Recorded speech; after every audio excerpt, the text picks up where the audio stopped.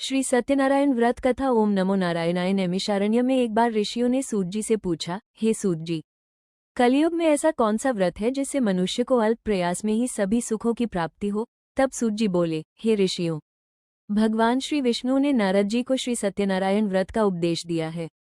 इस व्रत को करने से मनुष्य को धन, वैभव, संतान सुख तथा मोक्ष की प्राप्ति होती है। पहला प्रसंग, गरीब ब्राह्मण की कथा। काशी नगरी में एक अत्यंत गरीब ब्राह्मण रहता था। वो प्रतिदिन दुखी मन से प्रभु की आराधना करता। एक दिन भगवान श्री विष्णु सत्यनारायण के रूप में उसे व्रत करने की सलाह देते हैं। ब्राह्मण पूरे विधि विधान से व्रत करता है।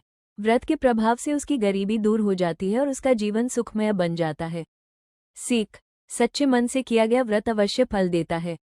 दूसरा प्रसंग, साहूकार की कथा। एक नगर में धनवान साहूकार रहता था। ब्राह्मण से प्रेरणा लेकर वो भी सत्यनारायण व्रत करता है। कुछ समय बाद साहूकार को संतान प्राप्त होती है, परंतु जब वो कन्या के विवाह पर व्रत करना भूल जाता है तब उस पर अनेक संकट आ जाते हैं। सत्यनारायण भगवान की कृपा से उसे अपनी भूल का एहसास होता है और वो पुनः व्रत करता है। फिर उसके सब कष्ट समाप्त हो जाते हैं। सीख, व्रत अधूरा या भूलकर नहीं करना चाहिए। तीसरा प्रसंग, राजा उल्कामुख। राजा उल्कामुख भी इस व्रत को श्रद्धा से करते हैं।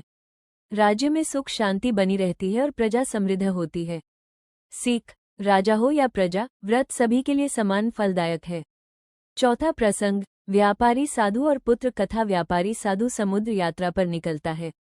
व्रत करने का संकल्प करता है परंतु लौटकर व्रत करना भूल जाता है। फलस्वरूप उसे भारी संकट झेलने पड़ते हैं। भगवान की भक्ति से उसे अपनी भूल समझ आती है। वो पूरे परिवार सहित विधि विधान से व्रत करता है और संकटों से मुक्त हो जाता है। सीख, भगवान को कभी नहीं भूलना चाहिए। कथा का फल, जो मनुष्य श्रद्धा, विश्वास और सच्चे मन से श्री सत्यनारायण व्रत कथा सुनता या करता है, उसके सभी दुख दूर होते हैं, मनोकामनाएं पूर्ण होती है और अंत में मोक्ष की प्राप्ति होती है। कथा समाप्ति मंत्र। ओम नमो नारायणाय। श्री सत्यनारायण भगवान की जय।